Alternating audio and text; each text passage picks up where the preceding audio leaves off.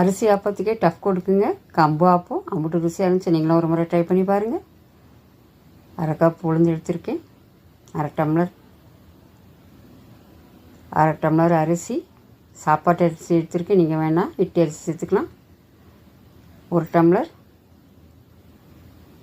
கம்பு, 3 நல்லா கலந்து 4 தடவை கழுவி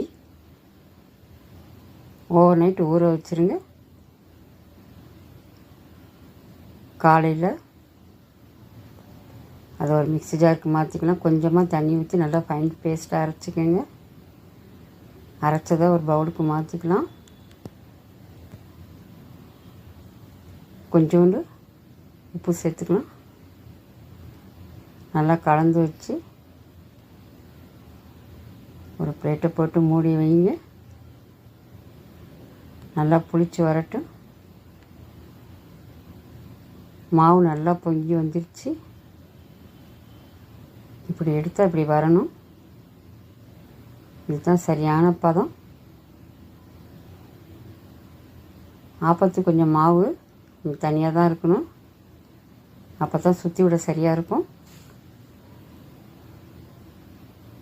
ஆப்ப சட்டியில் ஆப்பம் ஊற்றுறதுக்கு முன்னாடி ஒரு வெங்காயத்தை வச்சு நல்லா கிரீஸ் பண்ணிவிடுங்க. எண்ணெயை சேர்த்து கிரீஸ் பண்ணிவிட்டு ஆப்பம் ஊற்றுங்க. அப்போ ஈஸியாக எடுக்க வரும். ரொம்ப டேஸ்ட்டாக இருந்துச்சுங்க. இதுக்கு கருப்பட்டி சேர்த்த தேங்காய் பால் ஊற்றி சாப்பிட்றப்ப அம்புட்டு நல்லா இருந்துச்சுங்க.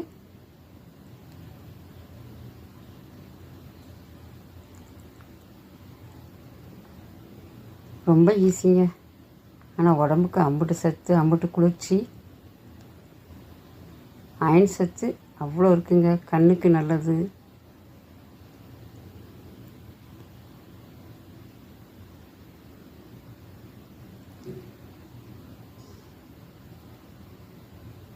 என்னோடய சேனலை மறக்காமல் சப்ஸ்கிரைப் பண்ணிக்கோங்க.